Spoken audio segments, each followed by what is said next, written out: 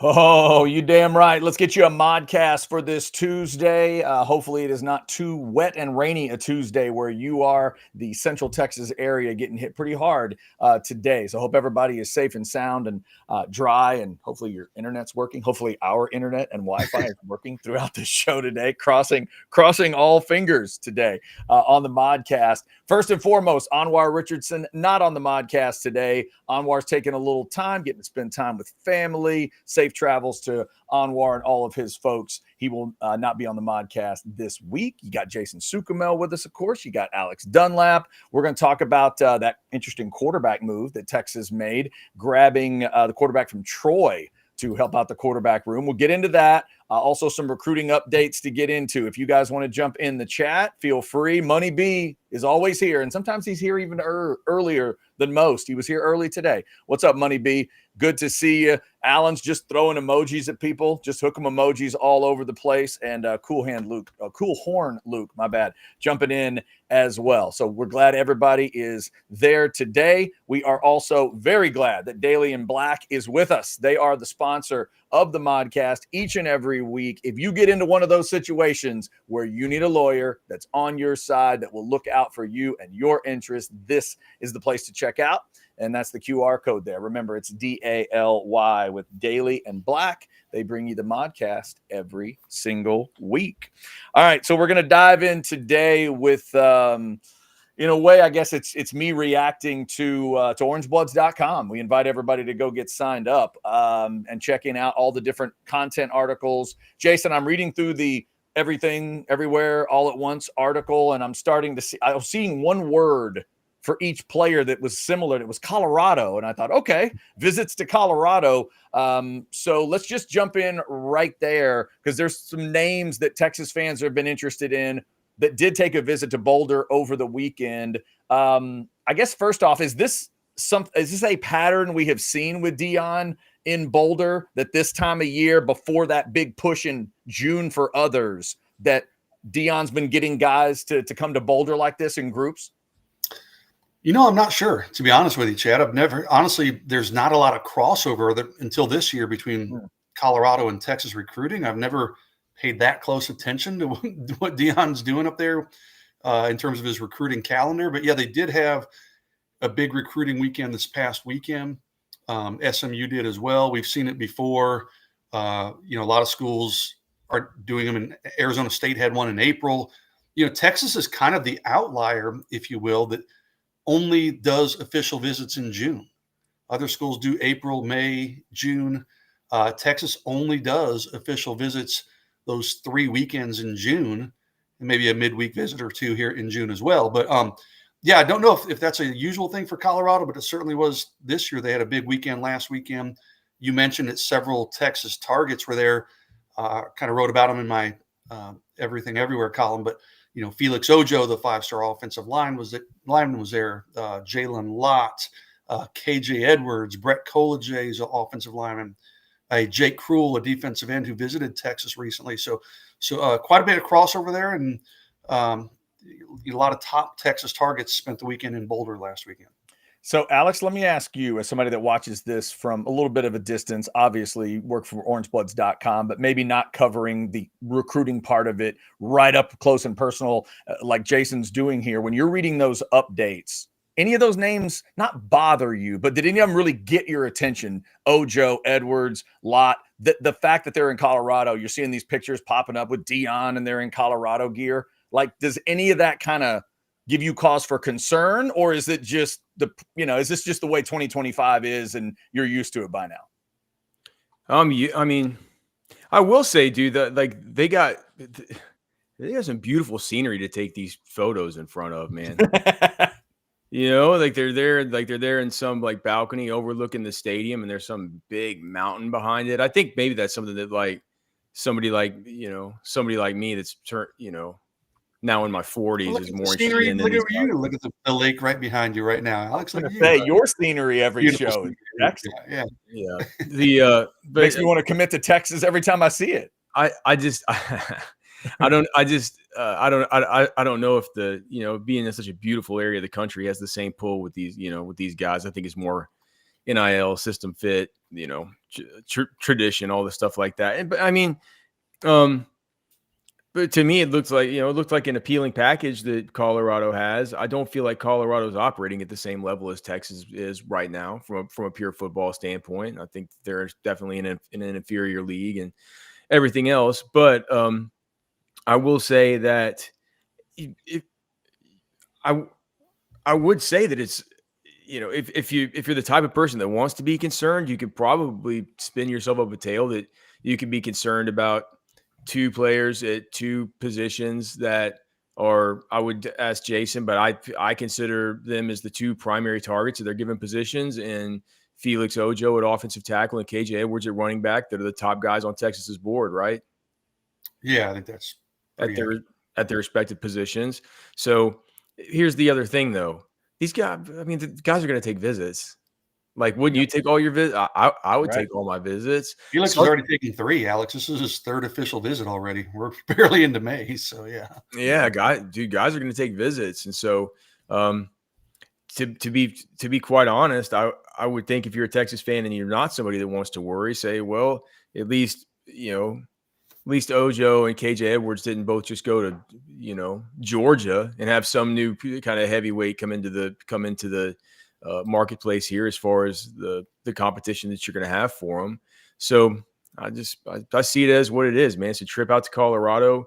I'll lean on Jason as to whether or not it really moved the needle with those guys, and what he's hearing. But no, I mean, guys are going to, gosh, man, you're going to live a pretty miserable existence as a fan of recruiting if you're going to get all twisted in knots about guys going to visit other schools that aren't the ones that you root for. Yeah, that's true. Jason, let's get into those details here, because you had a chance to speak to Felix Ojo, I believe, after the visit to Boulder. Is that true? Yeah, talked to him last night, actually. Sure did. Okay, so scenery aside, and getting to meet Deion Sanders aside, like what was his reaction to what the Buffaloes are able to present? Well, it's funny because he's now taken a visit to Ole Miss, Texas Tech, and Colorado, right? So I asked him about each one of them. But when I asked him about what stood out about the Colorado visit, his response was, "It's the most beautiful place I've seen so far." Oh, so he does like the scenery. Yes, yeah, so that's the biggest highlight, seeing the mountains. So, wait a minute. It's more beautiful than Oxford, Mississippi, and Lubbock. Okay, yeah, I just want to make sure I've got the tote board. I want to make sure I've got that. Lubbock to Boulder, Colorado. There couldn't be 2 more extremes, but yeah. But like Alex said, I mean, that was his first time to ever be in Colorado, so I'm sure his jaw was on the floor, right? So, seeing the mountains, but is that going to really matter in the end? I don't think so. I mean, it's about NIL, like Alex said. It's about fit in the offense or their scheme. It's about development. It's about playing for championships still, relationships. So, yeah, but it was funny that was the thing he said. Felix told me stood out about that Colorado visit was the scenery. He said he's never seen anything like it. So I'm sure for Felix, I think he's still 16. He doesn't turn 17 till I think maybe sometime in May. I need to find out exactly. But so he's still a young pup is what I'm saying. That was his first time to go to Colorado, see that kind of scenery. So, it made an impression. Is it going to make a difference though? And as he's sorting through his recruitment, I don't think so. Okay.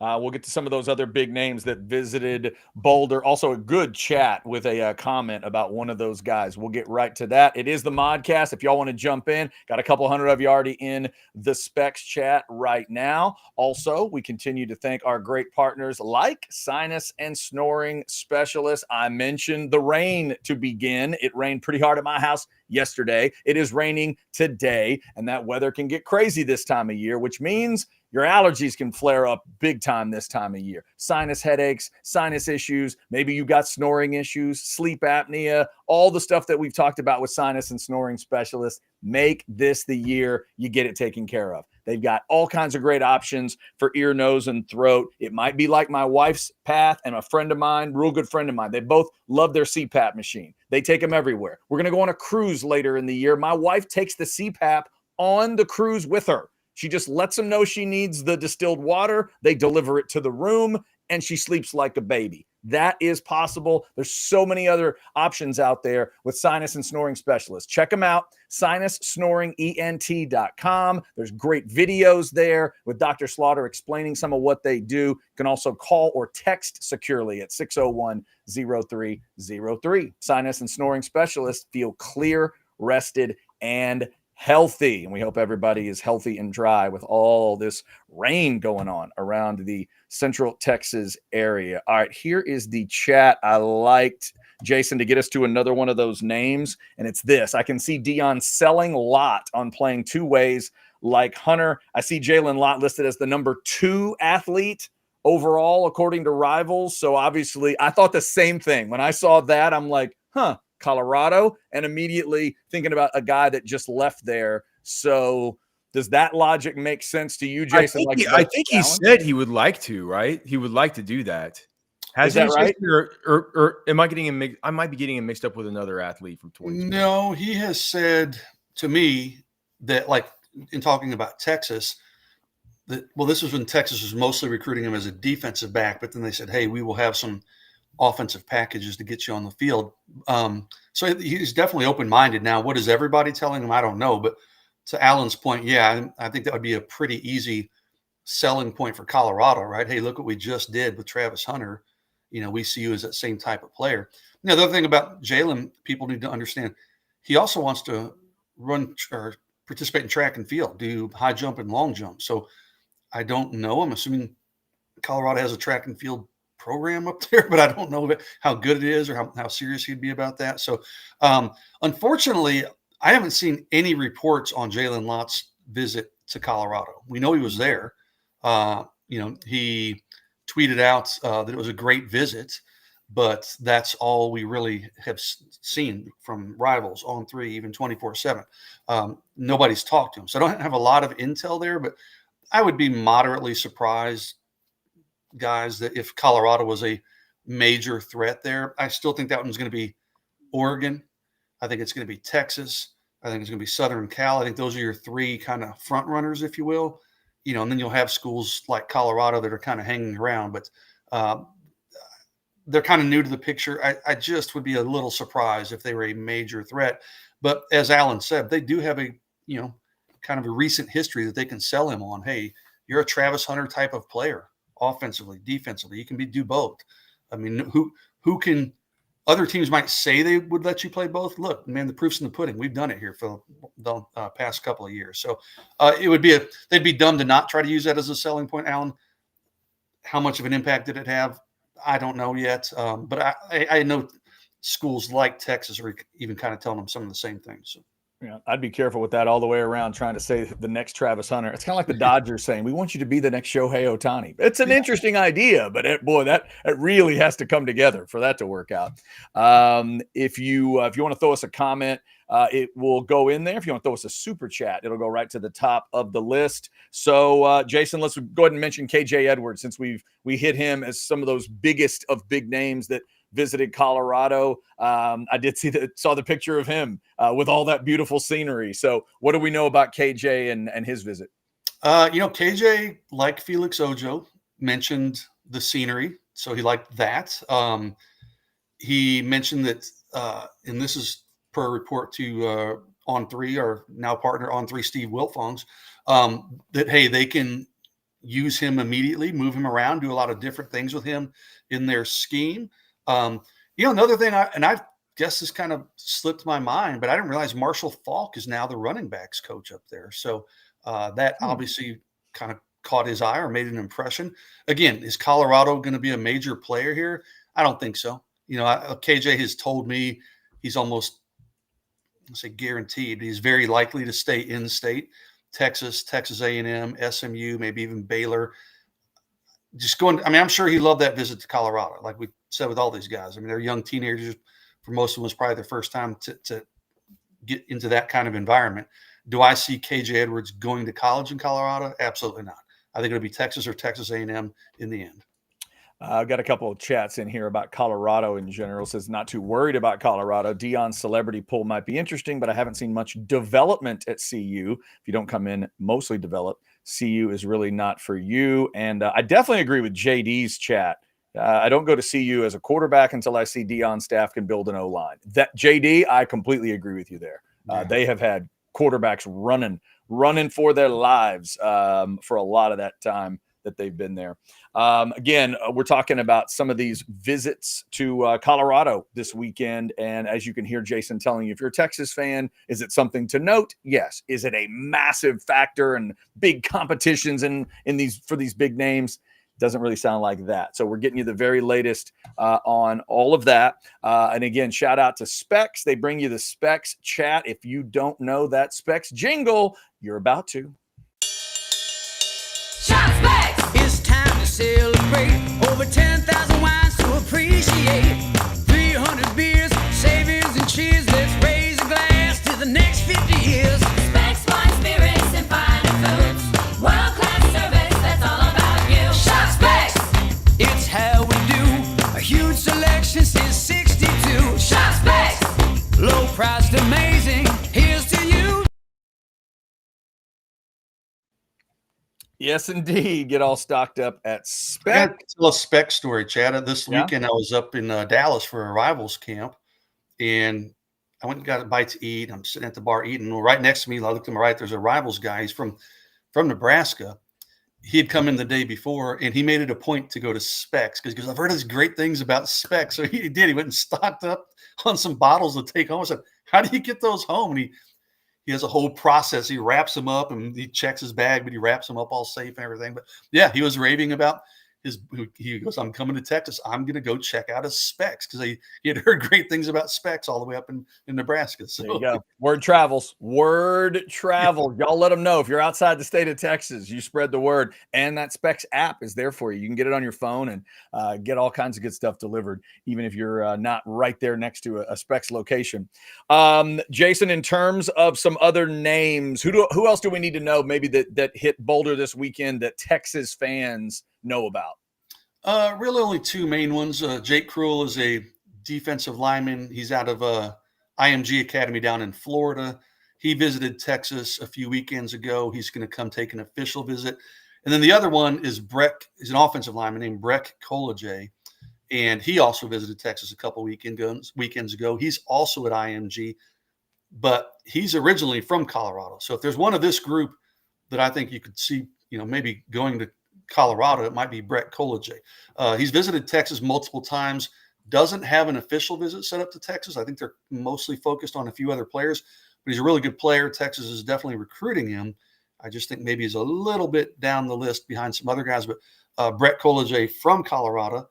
Breck, I'm assuming named after Breckenridge. Breck Kolajay is from Colorado, visited Colorado, so he'd be a name to watch for potentially to wind up in that CU class. There you go. So multiple visits for Deion and the crew in Boulder last weekend. Of course, if you are a Texas fan, you know the big visit weekends for Texas are coming in June. June 6th, 13, and 20. And Jason, still the 13th and 20th, the two biggest for Texas? They're big. Those are the two biggest, but June 6th will be big as well. KJ Edwards will be one of the guys in town that weekend. So they'll be marquee talent in town for all three of those weekends.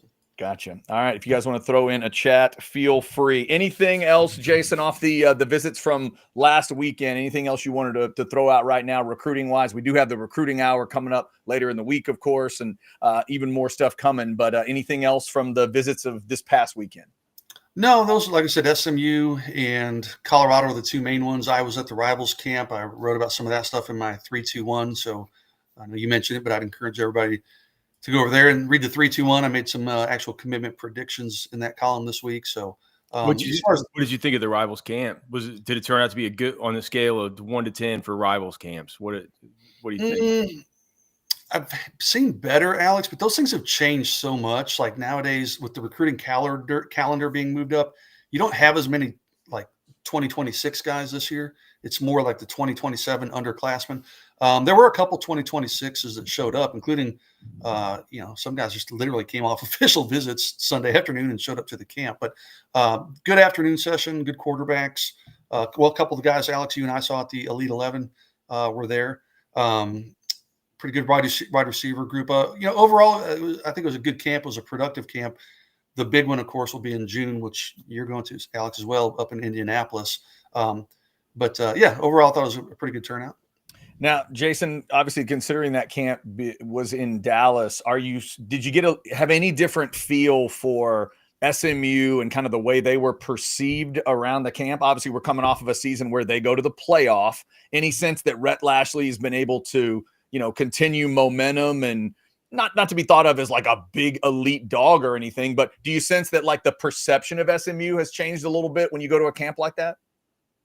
Yeah, I think so. In talking to some of the guys, I mean, it's surprising, honestly, how much SMU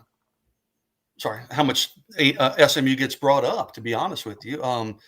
There's a linebacker edge guy, Calvin Thomas, who he literally, like I said, he took his SMU official visit, went pretty much straight from the SMU campus to the rivals camp. So, it was fresh in his mind. I talked to him and he said, hey, man, it was really impressive getting to kind of see, find out more about SMU and talk to their coaches. And, SMU, let's be honest, man, they've got some deep pockets with this NIL stuff. So they're recruiting pretty well. They picked up a couple commitments last weekend. Will they have staying power throughout this recruiting cycle, even 2, 3, 5 years from now? I don't know. We'll see. But they are kind of one of the hot teams right now that recruits are talking about. All right, it is the Modcast, and it is raining pretty hard at my house right now. So I'm hoping it hangs on long enough for me to tell you about the Deep Eddy Vodka Tasting Room. Today's not the day to go to the Deep Eddy Vodka Tasting Room for multiple reasons. One, it's pouring where I am and might be pouring out there in Dripping Springs, but they're also not open. It's definitely pouring in Dripping Springs. Yeah, but they're also not open. It's Tuesday as we talk here. So if you're hearing this, though, on a Thursday, Friday, Saturday, or Sunday, that's when they're open out at the Deep Eddy Vodka Tasting Room. So check your weather. Get on out there. They do have indoor and outdoor seating as well. They've got the great barbecue on site with the Crimson Creek Smokehouse, and have one of those great cocktails or have a tasting or both. Make sure you get your DD or ride share set up. Do it responsibly. It's out in beautiful Dripping Springs. Shout out to the Deep Eddy Vodka Tasting Room. Always a good idea. All right, fellas, I wanted to get y'all's thoughts on this quarterback move for Texas. A little bit of a surprise, I know for some, that they went and got Matthew Caldwell from Troy. Alex, let me start with you. What was your reaction to this? And had you gotten any, had you heard anything from your sources that this is something Texas was maybe thinking about? No. I was surprised. Surprised. I think Ketchum had heard some stuff. Ketchum and Onward heard some stuff. They'd kind of, inside some of our private channels, there had been some stuff, but I don't know if it's best way to say it. There'd been some stuff, but nothing I'd heard from anybody that I knew. I heard from from what you guys had heard from Catch. What I did hear. I'll tell you one thing I did hear. I try and talk to some people during spring camp about what's happening at practices and stuff like that, so we can have intel on the site about what's going on, little nuggets here or there. It's not easy. This was the hardest year of it for sure, because we only got to go out to one practice. So it's kind of hard to be able to craft questions and stuff like that whenever you don't even know you know what I mean. It's like you don't have any you don't have any of the information there to be able to craft a good question that might elicit a good response. So it's been tough to fishing out info. But I tell you, like, I didn't hear anything about Trey Owens during spring camp. I heard about KJ Lacey looking good, and maybe that should have been, I talked about it on our show on Football with Friends yesterday. It's that I wonder if you bring in Matthew Caldwell to like actually be the backup. I mean, I know it's a weird thing to say, but it feels like you'd feel probably a little bit weird about KJ Lacey being the direct backup to Arch Manning, and this to me feels like, I wonder what it means for Trey Owens and sort of where he is right now as far as his development. If you bring in a guy that has some experience, but it's like experience that what's he with Gardner Bethune-Cookman or something, or what? Where he was at Gardner Webb a couple of years and Jacksonville State before that. Yeah, and then of course Troy. When I watched that Troy offense, man, it's like I thought, I was like the best player on that offense was the running back number 3, Damian Taylor, who actually transferred to Ole Miss. So we'll be seeing him next year in the SEC. But he's a good player. But I just wonder, what Cody was saying and what some people in the chat were saying was like, well, this is a guy who has experience. He's a veteran. I'm like, yeah, he's played in games. I know people always talk, he played against Iowa last year, stuff like that, right? He's played against big boy.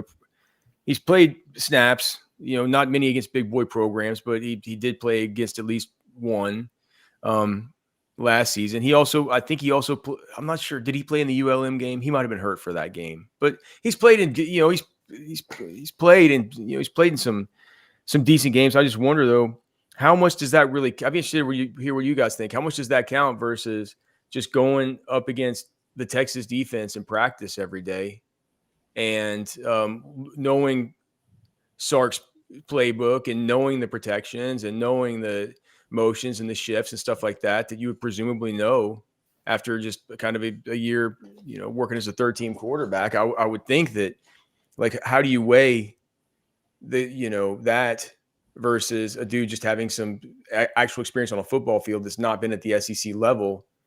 It's kind of, in some ways it's confusing, but then in another way, it's like when you look behind Arch, it's like, well, what do you do if anything were to happen? What if KJ Lacey's been looking better than Trey Owens? Do you just throw him to the Wolves as a true freshman in the SEC? Like, so, I mean, it makes sense to that degree, but to another degree, I'm like, well, what about what Trey Owens has done at Texas, and what is that worth compared to what this guy brings? Yeah, Jason, I've been thinking about Trey Owens here. Is this to light a fire under Trey Owens, or is it too late for Trey Owens at this point? Like, how do you see this in the way, Sark is bringing this guy in? It's some kind of competition. What type of competition do you think we're looking at here? Yeah, I think maybe your first instinct there, maybe to light a fire under Trey. And we've seen Trey, in practices and scrimmages and things. I mean, show what he's capable of. So, I think maybe this just helps keep Trey laser focused. Maybe that's something that was needed, depending on who you talk to. That's been thrown around out there. So, could Matthew Caldwell come in and be Arch Manning's backup? Sure, he could be. But, I mean, could he also be fourth string? I mean, yeah, it could be that too. So, like Alex said, there's a lot of unknowns. Like, how's this guy going to hold up when he's going against a Texas defense every day? And, if he ended up having to play, just because he did let Troy or Gardner-Webb reasonably well doesn't mean he can do it at Texas. But I think this is a signal, maybe to KJ too, but maybe more to Trey, like, hey, it's time to buckle down and get serious here, because if you don't, you're not going to be our guy that's going to be Arch's main backup. I just have a lot of questions. I'd love to talk to Matthew Caldwell just for my curiosity's sake. Like, what does he benefit by coming to Texas instead of playing at Troy, right? Is it NIL? Right. Could be just want to be a coach. That's exactly. I was just coming to learn under Sark so that he can maybe coaching is in what he wants to do. And I don't know if the full situation at Troy, Jason, but last year, I mean, he didn't get into those last 5 games. I think he was third string to start the year. Maybe the realistic answer is he wasn't going to be the starter at Troy, and he thought, I'm going to go, a different path here. Maybe. I think Alex, I mean, and I have no clue, Alex, we may be completely off on this, but that's what kind of popped into my head. Like, hey, if you want to eventually be a coach, where better than to say, hey, I played at Texas for a year under Steve Sarkisian. I learned as much as I could from him and AJ Milwee. Who knows, maybe even be a grad assistant after this is done. So, yeah, I don't know. The dynamics of it are pretty interesting. I'd love to hear his perspective on it and what he's expecting and what led him to pick to come to Texas. Yeah, Matthew Caldwell into the quarterback room now. 3-2 record at Troy. 63% completions last year. The quarterback rating was 135.9. Certainly nothing to, flip out about on a super positive way and just by that number. But obviously a guy coming in to do something in this quarterback room. We'll see exactly what that is in terms of Trey Owens and KJ Lacey. Obviously, the starting situation is figured out at Texas for Arch Manning coming up in a little less than 120 days when they go to Columbus. All right, before we get out of here or before the rain washes us away, let me make sure I mention Hijack Poker. If you want to play cards and you can't get out to the poker house and you have Wi-Fi, this is the perfect way to do it. Hijackpoker.com. Oh, and if you're in the state of Texas, got to be in Texas to play Hijack Poker. You can put that app on any device you want. You can deposit all kinds of different ways, and you can also deposit and cash out at one of their 6 Texas Card House locations. So definitely on a day like today, when rain might be a big part of your area, maybe online poker is a great way to do it. Hijackpoker.com. Alan's cracking me up with these takes. He's here to take Arch's job. Yeah, Alan. He may think that. I don't even think he thinks that. No, probably not. No, he could think it all he wants. We know that's not happening. Yeah, it's just really, I keep thinking about that. Are we looking at, a 3-way battle for the number 2 job? Alex brought up the point. If you need somebody early in the season, is it just that they don't trust Trey Owens enough right now? But then deep down, they're thinking, well, wait a minute. Does that mean we trust Lacey right now? We're going to put a true freshman into this situation. It's just that's the part, Jason, I've been trying to, get the math of in my head of what this means. And then again, this speaks more than anything else. It speaks to something with Trey Owens. And can that something turn the other way? Or is this really a huge message to him? Like, hey man, you had your chance and something's not working, something's not happening. I'd love to know where Sark's psyche is on this thing. Like, what would he tell us in terms of this discussion? I'm sure he'll get asked that at a press conference, early on in maybe the summer session or fall practice or whatever, about how he looks at these 4 guys. Well, not 4 of them, how he looks at 3 of these 4 guys. I think your weather's playing on your internet, dude. You're freezing up a little bit, by the way. Yeah, listen, KJ Lacey may be the next Patrick Mahomes for all we know, right? But it's high risk, high reward. If you're having to, God forbid, if something happens to Arch and you got to rely on a true freshman quarterback for a game, 2 games or longer, KJ may be great. Who knows? But this gives you some insurance and gives you some extra options. what you're getting in Matthew Caldwell, right? You're getting a guy who could maybe just drive the bus, so to speak. But, it just gives you some insurance. It gives you some options. Is he going to be the guy? I don't know. I don't think, we'll see how he operates in the off season and obviously in fall camp. But, Trey Owens might end up being the guy, but it might be KJ Lacey. But if it's KJ Lacey, there is some risk in that scenario, potential scenario of having to roll out there with the true freshman potentially. So, I guess I kind of understand. I wasn't expecting it, but I kind of can understand why they went out and got more of a veteran quarterback, not a guy that's going to move the needle a ton, but he's a reliable guy. He gives you just a bit of security in the event that you need someone to fill in for Arch for a stint. All right, guys, assuming that I'm here now, anything else on Matthew Caldwell, or do you guys want to wrap this thing up before Wi-Fi's giveaway? Yeah, I'm good if you guys are. You good? Yeah. Okay. I hope everybody else is dealing with the rain and everything too. Thank you guys for jumping in on the Modcast. Like, subscribe, get your notifications. We got Football with Friends at 6 this evening with Cody and Alex. Old Fashioned tomorrow with Anwar at 9. Jason and I have the recruiting hour at 10 tomorrow. More on Felix Ojo, but also the 321 article from orangebloods.com. We'll dig into that as well. The very latest on some huge names, guys that are top 10 at their position in the country and where Texas is on those guys. So check out all the great content at Orange Bloods Live. We do appreciate it. Hope everybody's staying safe and dry out there. Thank you all for checking out the Modcast.